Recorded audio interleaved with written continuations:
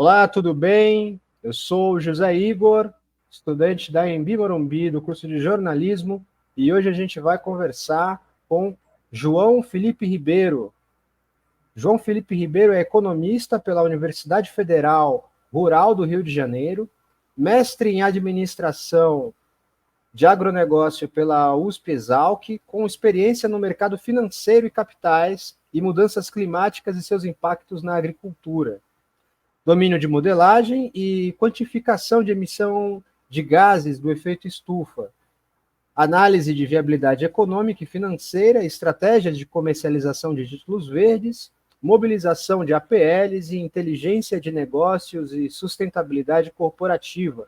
Atualmente é professor do Senar do Rio de Janeiro e da CFO da base AG. Olá, João, tudo bem com você? Boa noite, Zé. Tudo bom? Prazer estar aqui com você. João, já comecei com a apresentação sua, então a gente vai pular aquele clichê para que se apresente e tal, e já vamos direto à primeira pergunta aqui.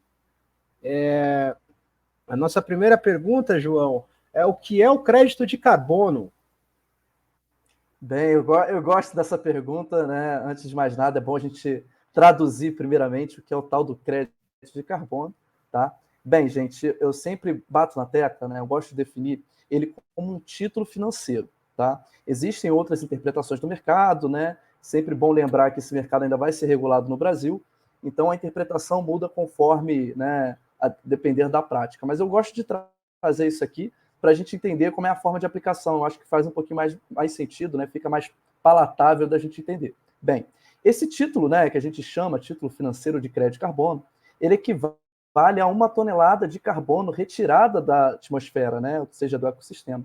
Então, ele surge como uma forma de financiamento, tá, para as práticas sustentáveis no campo, né, ou também que sejam na cidade. Lembrando que o meio ambiente não é só a natureza, né, no meio ambiente também é a questão da área urbana que a gente convive. Tá? Acho que é o primeiro ponto, é a gente tratar isso aí de uma forma prática, né? Pensando como uma estrutura financeira, tá? Uma ferramenta financeira em apoio à sustentabilidade. Tá? Eu acho que depois a gente pode avançar um pouquinho de como é que é a forma prática, né, de atuação desse título, mas basicamente, né, vamos dizer assim, os produtores rurais, as empresas que buscam, né, fazer um projeto sustentável, né, para a captura ou redução de emissões de crédito de carbono, fazem a emissão desse título, né, para conseguir um dinheiro de investidores, né, sejam lá fora, para aí sim, né, viabilizar esses projetos sustentáveis dentro da empresa, né, dentro do ecossistema. Mas te perguntar aqui, João, Não, qual a ótimo. importância hoje do crédito de carbono para o planeta e também para o mercado? Bem, gente, eu vou trazer um pouquinho, né, da estrutura, né? Esse crédito, esse título, né, ele foi pensado, né, criado justamente para poder financiar as atividades sustentáveis. Lembrando que a gente veio aí com uma crise climática, né, um aumento pensando no mercado, aumento também dos riscos climáticos, né, dos empreendimentos. Então, a gente veio, né, dizendo o sistema financeiro, a gente está sofrendo muito, né, com esse aumento de riscos, né, esses títulos, né, os empreendimentos que antigamente estavam expostos, né, ao meio ambiente, hoje já não conseguem entregar o mesmo valor de antes. A gente vê muito isso na agricultura, né, com o aumento da temperatura, a gente já não consegue entregar a mesma velocidade, o mesmo volume da safra. Isso aí, né, em diferentes áreas, diferentes segmentos, tem sofrido com esse risco. Tá? Então, quando a gente cria, né, quando o sistema cria essa forma de financiamento, foi pensando viabilizar né, esses projetos sustentáveis para que a gente conseguisse, até então no passado, em alcançar a redução pelo menos de 1,5 graus, né? Só que aí a gente viu que não, né, os esforços no mundo não foram compatíveis, né? Hoje a gente está tentando ao menos mitigar esses riscos climáticos, né? Já não conseguimos mais fazer essa redução de temperatura. Infelizmente, a gente já está sofrendo alguns percalços aí por conta de clima, principalmente hoje aí que a gente está vendo um clima bem, né, quente, né, Segundo e matéria da falta de UOL, água, né, aumento das queimadas. Isso também é uma... Não, segundo matéria da UOL, essa onda de calor é a maior há 120 anos, né? Algo como isso, assim, Isso, essa onda. exatamente. Né, hoje, E justamente, né, a gente está enfrentando cada vez mais, né, essas questões, está cada vez... Infelizmente, esses eventos eles não são previsíveis, a gente não consegue, via estatística, modelos econômicos, prever, né, então é algo que a gente precisa urgentemente financiar, urgentemente, né, vamos dizer assim, não mais reverter o jogo, mas tentar reduzir os riscos, né? Então, esse, vamos dizer assim, seria uma forma mais barata, né, comparada aos juros que a gente está vendo no mercado também hoje, seria uma maneira mais viável da gente transformar, né, a nossa, né, a nossa estrutura energética, né, toda a nossa estrutura produtiva, numa forma mais sustentável. João, numa pesquisa prévia, observei que alguns bancos já fazem venda de créditos de carbono. Você pode explicar para a gente a viabilidade econômica, sei lá, de alguém assim como eu e você comprar esses créditos? Qual a viabilidade econômica disso? Não, bem, isso é uma pergunta ótima, tá? Isso aí é uma pergunta que muitas pessoas se fazem hoje, tá? Pensando bem, gente, eu vou tentar pelo menos pelo lado do mercado, né? Tá? Como é que funciona hoje? Nos mercados regulados, geralmente lá fora os mercados já foram regulados, tá? A gente tem o que a gente chama de taxa de carbono. As empresas possuem hoje um limite de emissão. Quem passa desse limite de emissão paga, vamos dizer assim, a taxa de carbono, que seria uma multa, né, para os governos. Bem, também foi pensado, né, quando criaram o crédito de carbono, que essa taxa fosse sempre um valor superior ao crédito de carbono. Né, de uma maneira rápida, compensa, né, hoje mais uma empresa, né, que está no mercado regulado comprar crédito de carbono do que pagar uma multa para o governo em função das emissões.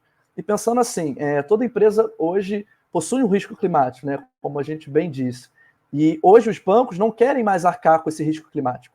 Né? Lembrando que uma vez, vamos pegar na área do agro, né, que hoje a gente vê muito esse debate, né, que uma vez uma empresa que ela não consegue, por exemplo, ter um recurso hídrico bem, né, bem estabelecido, de uma forma sustentável, o banco eles pensa o seguinte: olha, se essa empresa não conseguir, por exemplo, pagar essa safra, né, conseguir entregar esse volume pretendido até o final desse contrato, quem vai ficar com prejuízo sou eu.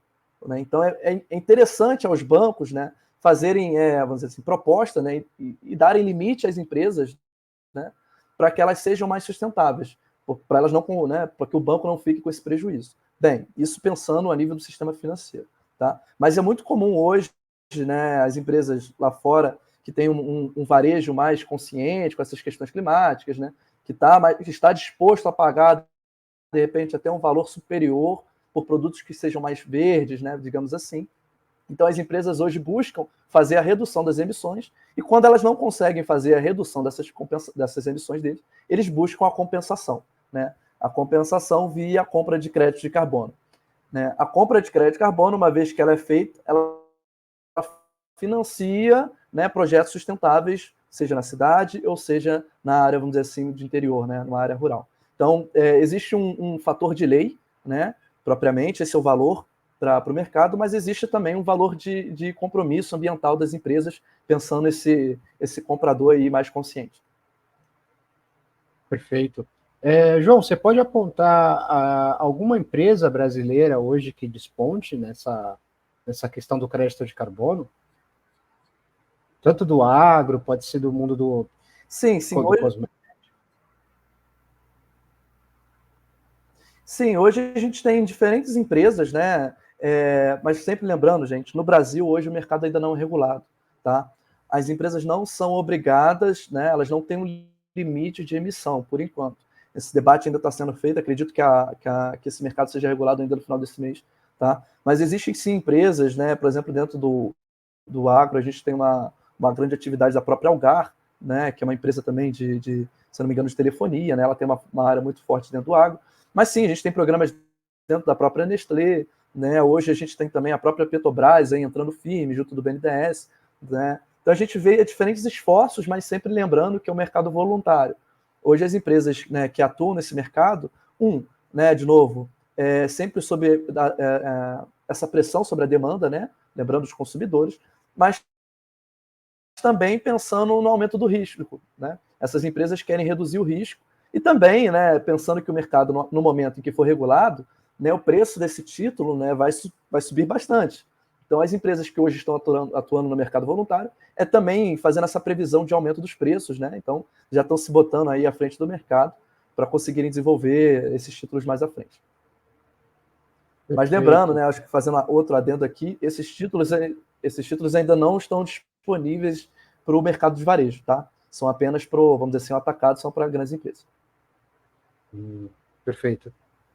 O que eu te perguntar também é quanto a essa questão do crédito de carbono e se ele está atrelado ao protocolo de Kyoto. Que a gente chegou em alguma... está atrelado. Por favor. Opa, pode comentar, pode. Não. Pode falar. Sim, o protocolo de Kyoto ele vem como, vamos dizer assim, um marco, né, de referência para onde, né, tanto o sistema financeiro, né, quanto as políticas de desenvolvimento internacionais tinham que seguir. Bem, quando a gente estabelece o protocolo de Kyoto, também foram, não é, como diz, né, um protocolo, né, existem orientações do que deve ser feito, tanto para nível de economia, né, a nível de governo, mas também a nível empresarial, tá? Essas medidas foram estipuladas, elas ajudam, né, a atingir as metas também combinadas, né, dentro das COPs, tá? Então, foi meio um protocolo, né, um plano de ação para que fosse atingidas essas metas. E lógico, né, existem metas que você pode, como eu disse, compensar via compra de crédito de carbono, mas o ideal é que as empresas busquem reduzir as emissões antes mesmo de que precisem compensar, tá? Mas existem setores que vamos dizer assim, que é muito difícil ou quase impossível você fazer uma redução, tá? Como a gente vê, é muito a área petroleira, né, petrolífera, perdão, tem uma grande área de exploração, a própria área de mineração, que é muito forte no Brasil, né? Você não, por exemplo, você não tem como fazer uma exploração sustentável nesse segmento, tá? Sempre tem, vamos dizer assim, uma perda, um ônus para a natureza. Então, né, essas empresas buscam compensar. Sim. Então, essas empresas trabalham com a compensação e não com talvez com a redução da emissão de gases. Isso. Perfeito. Perfeitamente.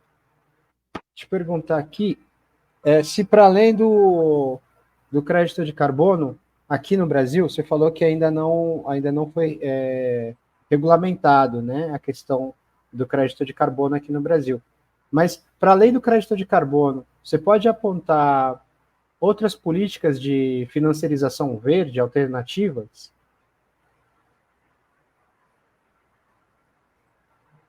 Sim. Hoje a gente tem, há pouco tempo, né, isso é bem recente também, a criação, né, de outros instrumentos de financiamento. Tá? No agro, a gente tem um título que já é bem conhecido, já é bem antigo e bem usual, que é a cédula do produtor rural. Tá? E hoje, né, já existe a cédula do produtor rural verde, que nada mais é que uma forma de financiamento também de atividades, né, sustentáveis, né, vamos dizer assim, em troca de uns juros ali, né, para o investidor. Tá? Existe também, né, hoje, não é comum no mercado, mas já existe, né, toda a estrutura jurídica para a criação, que é a debênture verde, tá? Que também em outros países é comum, mas o Brasil ainda está engateando com essas formas de financiamento. Mas via governo, sim, a gente tem um plano, né, que a gente chamava até então de plano ABC, né, que é pensando na agricultura de baixo carbono, né, instituído pelo governo. No entanto, vamos dizer assim, essa forma de financiamento não pegou muito, né, vamos dizer assim, na boca dos produtores, né, mas hoje a gente já vê aí uma congruência também com o Plano Safra, tá? Então, hoje, dentro do Plano Safra, tá, quem atingir também as mesmas métricas do Plano ABC, que é justamente, vamos dizer assim, aumentar o nível de sustentabilidade da sua produção, conseguem, vamos dizer assim, formas de financiamento melhor, né, taxas de juros melhores, né, então isso aí é bem interessante. Mas pensando a nível também de grandes empresas, né, vamos dizer assim, agroindústria e até indústrias propriamente, a gente tem a emissão também no caso agroindústria, o CRA verde. Também o CRA é um título bem comum aí também, vamos dizer assim, ele é bem distribuído também entre os investidores, tá, que hoje é bem comum a gente ter o comércio, né, então quando a gente fala em CRA verde, ele é bem recebido no mercado. E a gente tem alguns outros produtos, né, como formas de financiamento, mas nada, vamos dizer assim, acredito que o Brasil não criou nada especial, né, isso aí já é uma percepção minha, voltado à sustentabilidade, a gente tem que melhorar bastante ainda, tá? Mas sim, existem esforços, tá? Existem esforços, o trabalho muito de conscientização, tanto do investidor como das indústrias, tá? Porque também a indústria não consegue fazer nada sozinho se a gente não tem liquidez, especialmente no cenário de alta de juros, né? Então é algo que, vamos dizer assim, o financiamento climático é algo que está muito sensível, tá? Existem muitos esforços, tanto do Banco Público, próprio BNDES, mas não é algo que uma instituição consiga fazer sozinha, né? Vamos dizer assim, é uma luta de todos, tá?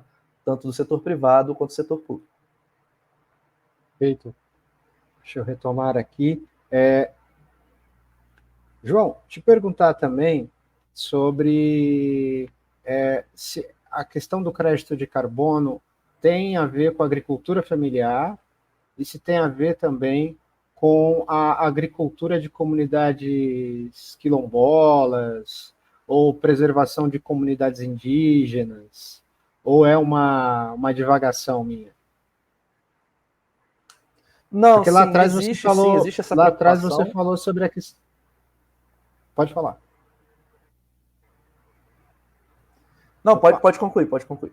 Não, porque lá atrás você falou sobre a redução da emissão de carbono e sobre políticas de escoamento, né, dessa redução. E aí eu fiz esse desenho na cabeça, talvez. Eu queria saber se faz sentido ou não, se existe uma linearidade nisso. Não, sim, faz sim. Lembrando hoje, né, quando a gente fala em agro, né cerca de 80%, né, do agro é composto sim por agricultura familiar, né, e pensando uma vez que, né, os produtores, pensando uma lógica bem básica, né, uma vez que eles dependem, né, do recurso natural ali, especialmente sendo um pequeno produtor, né, não tendo um espaço tão grande, né, ele acaba cuidando bastante sim do seu recurso. Então, vamos dizer assim que a maior parte da agricultura familiar é sim sustentável. Tá? A gente tem algumas dificuldades em relação à certificação hoje, principalmente de orgânicos, tá? Que é uma dificuldade muito grande da gente fazer uma certificação justamente por conta de organização dos pequenos produtores. Falta, sim, atuação de mais, né, cooperativas, né, organização em sindicatos. Isso é muito importante para que a gente agilize. Tá? Mas pensando hoje, né, o cenário como um todo, ainda pensando propriamente o crédito de carbono, ele não é realidade ainda para o pequeno produtor. Né? A gente costuma criticar, né, uma crítica muito grande do mercado, que, nossa, se cria-se um produto financeiro justamente para financiar a sustentabilidade, e o pequeno produtor justamente, né, o produtor que ele está com mais risco, né, ele está mais sujeito aí às mudanças climáticas, né, a pessoa que, de repente, tem uma menor renda, né, que não consiga instalar, por exemplo, uma placa solar, né, que outras soluções sustentáveis, como é que fica? Bem, isso foi uma falha do própria criação do crédito carbono, tá, no início. O crédito carbono era um projeto realmente no valor muito alto, em função da certificação internacional, tá? Lógico, eu sei que varia, vai depender da certificação, mas para vocês terem uma ideia, a média de certificação para um projeto chega a 250 mil dólares. Tá? Então é realmente muito inviável o pequeno produtor. Quando o mercado regular, a projeção é que surjam sim certificadoras nacionais com valores, né, bem menores e que consiga assim trazer o pequeno produtor rural, né, a agricultura familiar para dentro desse jogo do crédito de carbono. Tá? Mas existem, por exemplo, o que a gente chama de programas de pagamento por serviço ambiental. Né?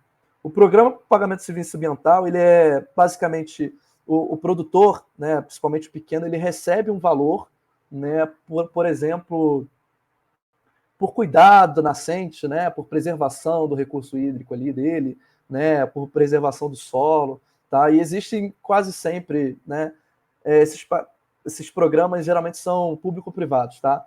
Geralmente existem, né, uma estrutura pública ali por detrás, participação de prefeituras, tá? Mas geralmente o recurso vem, né, da iniciativa privada. Tá? Existem também soluções vindas de Banco Mundial, que também é para financiamento desses pagamentos, né, por serviço ambiental, mas aí a gente vê também que falta também um aprendizado do setor público. Nem todas as prefeituras também estão aptas a receber esses recursos do Banco Mundial, em função principalmente da estrutura, né, profissional ali dentro. Né? Não tem, vamos dizer assim, profissionais capacitados ali dentro para gerir esse tipo de recurso. Tá? Mas a gente vê um avanço interessante. Né? Convido a vocês a conhecerem o primeiro case que houve no Brasil, no município de Extrema, né, também de parceria público-privada, né, com participação ali do pessoal da Mantiqueira, né, da Mata Atlântica também. Então, é algo que deu muito certo, que a gente precisa reproduzir em outros lugares do Brasil. Você pode contar um pouco mais sobre esse projeto? Sim, sim, posso sim. O município de Extrema, ele tem um programa ali ele foi encabeçado pelo Conexão Mata Atlântica, tá? Que é um organismo aí que também tem participação pública, tá? E esse grupo, né, essa instituição, ela é muito interessante, porque além dela trabalhar com o processo educacional para dentro do campo, né, de ensinar as práticas, né, de pagamento, até de estrutura financeira, vamos dizer assim, de uma educação financeira dentro do campo, ela conseguiu organizar os produtores ali para participar de um programa, né, junto às empresas locais, né, para realizar o pagamento por serviços ambientais. Né, as empresas ali que encabeçaram também, interessaram em participar, elas ajudam, né, realizando pagamentos, né, esses pagamentos são distribuídos entre um grupo de produtores rurais ali na região, né, do município de Extrema. Bem, a gente traz muito interessante, torna muito interessante esse case pelo seguinte assunto, tá, gente? De novo, não é crise climática não é assunto apenas para o setor público, tá? E nem para o setor privado. É interessante, sim, parcerias público-privadas, tá? Para que esses programas deem certo. Né? Esse programa deu muito certo justamente por uma questão de organização, tá? Partiu, sim, da iniciativa, né, civil ali, né, uma organização civil que encabeçou, que estruturou e tornou viável esse programa, né, e o recurso financeiro vindo ali, né, das empresas que estavam, sim, interessadas em realizar a redução das emissões e compensação das emissões. Tá? Existem outros programas aí dentro do agro, né, tem diferentes empresas aí, diferentes fazendas que se unem também para participar, mas a gente vê quase sempre ou falta da organização, né, por área privada ou falta de uma organização do setor público. Tá? Hoje as empresas precisam se organizar, precisam dialogar, né, melhor para tornar viável. E a participação do sindicato aí, nesse caso, é muito interessante, tá? Tanto na área privada quanto no setor rural, para viabilizar esses projetos. Perfeito. João, você falou que esse ano talvez seja aprovada a regulamentação do crédito de carbono. Como tem andado isso? Vai para a Câmara, vai para o Senado? Você pode dar um panorama para a gente de como está andando essa questão da regulamentação? Sim, sim. Hoje a gente conseguiu fechar o acordo no Senado, né? Foram ouvidas todas as partes aí, tanto a estrutura da indústria quanto do agro, e a gente conseguiu avançar aí e agora, né, vai à Câmara, né, para a gente realmente realizar os pequenos ajustes que faltam, né? E acredito que até final desse mês aí a gente tem um projeto regulado. Esse projeto de lei ele foi bem difícil, né, de, vamos dizer assim, de realizar um acordo, uma vez que a gente estabelece uma meta para a indústria, tá? E pensando num cenário de câmbio que não está muito favorável, um cenário de juros que não está muito favorável, né, você estabelecer, por exemplo, mais uma meta, né, para uma indústria, né, a gente pode ser que seja entendido, né, como se a gente estivesse estipulando mais um desafio, né, mais um muro, né, que a indústria tivesse que superar. Né, isso incorresse aí, de repente, no aumento de custos para a indústria, né, e possivelmente também no aumento de custos aí também aos produtos aí, e aumento da inflação. Tá? Então, houve uma discussão muito grande, né, mas foi bem flexível. Né? Essa meta estipulada foi de 25 mil toneladas, né, ao ano, né, e a gente vai ter um tempo aí até que as empresas consigam se adaptar, né, e também elas têm total liberdade aí também de realizar qualquer tipo de questionamento ao Senado, que isso ter reanalisado, né, como qualquer outro tipo de lei. Né. Mas bem, o agro, nesse caso, ele ficou de fora, hoje não foi estipulado, né, lembrando também o cenário internacional, onde que o agro hoje precisa ser competitivo, uma vez que nesses mercados regulados, lá fora, já é entendido como taxa verde. Tá? Esse mercado de carbono, mercado de emissões, né, ele tem sim um fundo de preocupação, né, com o próprio clima, tá? Mas ele também entra a efeito de, vamos dizer assim, de protecionismo. Tá? tem onde as empresas querem, por exemplo, taxar, né, por exemplo, os produtos brasileiros lá fora, né, para tornar os produtos brasileiros menos competitivos. Então, eles usam também dessa taxa, né, de carbono, nessa taxa de emissão, como uma barreira aí, né, vamos dizer assim, até alfandegária, né, como eles estipulam lá, para que o produto brasileiro não tenha tanta competitividade. Tá? Mas, bem, hoje o Brasil, ele, vamos dizer assim, se organiza bem, tá?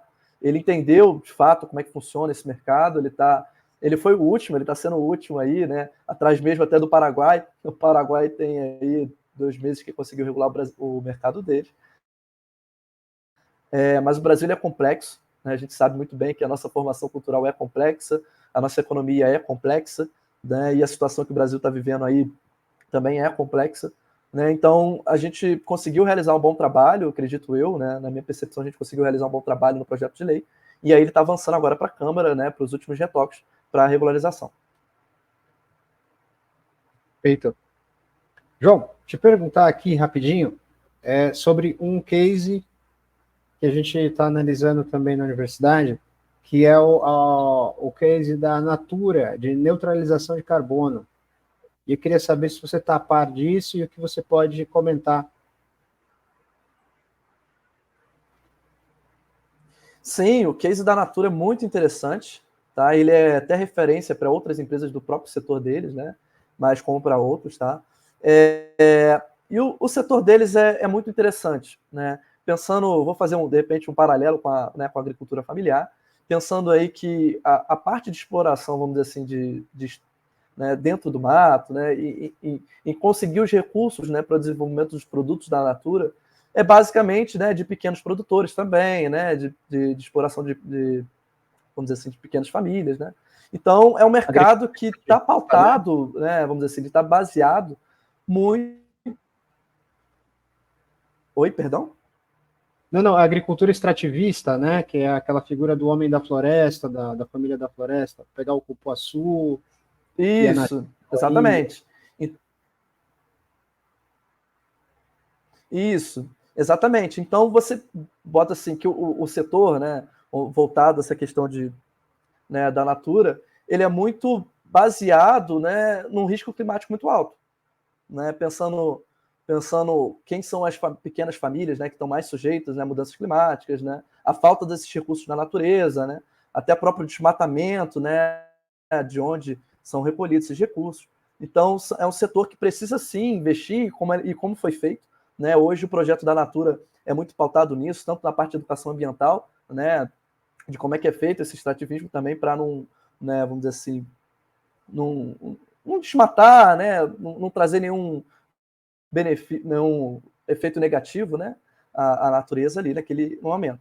Tá? Então, hoje, esse projeto da Natura é muito interessante, tá? De financiamento, de política ambiental, tá? E para trazer também os investidores, né, o que eu disse antes, né? As empresas que estão com risco climático buscam reduzir até para ficar de bem, né, com os investidores.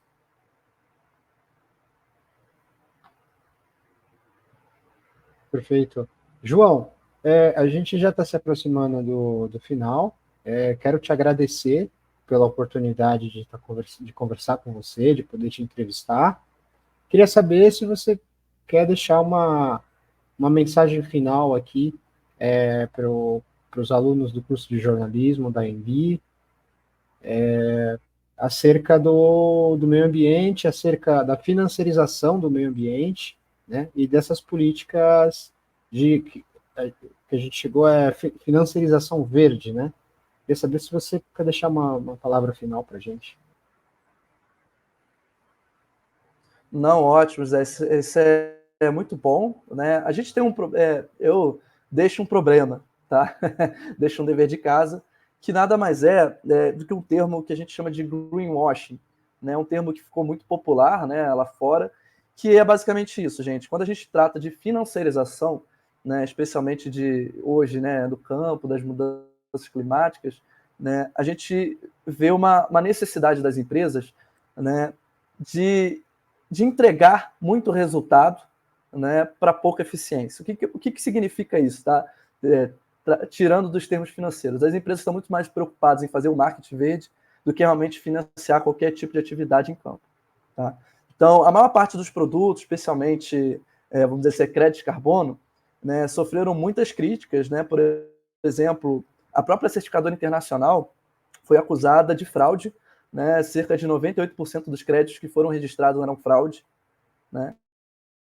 Então, onde as empresas diziam, né, estar financiando práticas sustentáveis, quando na verdade realizavam práticas e, vamos dizer assim, a muito mercê, né? Só faziam um videozinho bonito, né? Dialogavam com o mercado, porém, né, a sociedade não via o resultado. Caso parecido, tá, o que houve até no próprio Rio de Janeiro, que foi o case do desligamento, né, do que o pessoal chamava do lixão, né, de Gramacho, né? E a empresa, né, que desenvolveu esse projeto, sim, ela emitiu o crédito de carbono, né, houve o desligamento do lixão, né, tornou um aterro sanitário, porém, né, já foi feito que esse projeto não foi bem realizado. Né, quando, né, outras pessoas visitaram lá, outras empresas de auditoria foram visitar, viram que o problema ali do lixão ainda existe, né, que foi justamente a falta de recursos, né, financeiros para as famílias que estavam ali, que elas ainda dependem da questão do resíduo, né, a questão da poluição do recurso hídrico, que ainda existe, né? Então a gente vê que projetos como esse são cada vez mais comuns, tá? Especialmente hoje, quando a gente fala em Amazônia, muitas empresas aí que atuam, né, na Amazônia, em realização desses projetos lá, foram chamadas pela imprensa internacional de cowboys do carbono, né? Onde são empresas que vêm ao Brasil justamente para explorar, né, para se valer de um mercado que não é regulado, né, que não tem aparato jurídico, né, para desenvolver esses projetos, né, e vamos dizer assim, pagar valores irrisórios, né, às comunidades, né, que precisam desse recurso para desenvolver, né, para se sustentar, né, de forma sustentável na região, né, e pegam esse crédito uma vez emitido e vendem com valor, vamos dizer assim, 200 vezes mais caro, né, do que for emitido aqui no Brasil. Então, assim, cabe aos jornalistas, né, de hoje e de amanhã ficarem muito atentos a essa questão da financiarização do campo, né, e principalmente da financiarização verde. Né. É uma demanda muito séria, muito urgente. Né. Como eu disse, os bancos estão muito preocupados com isso, as empresas estão muito preocupadas com isso por uma questão de risco financeiro, não é por uma questão de vamos salvar a natureza, nunca foi essa questão, é um risco financeiro. E como é urgente, muitas empresas estão passando aí a nível de marketing não fazendo, tá? Só apenas para entregar essa imagem que tanto o mercado quer. Então, acho que vale a pena aí um dever de casa para os jornalistas que estão vindo aí, de sim investigar, sim, a fundo, né, o que está ocorrendo nesse mercado. Né? E lembrando que a gente está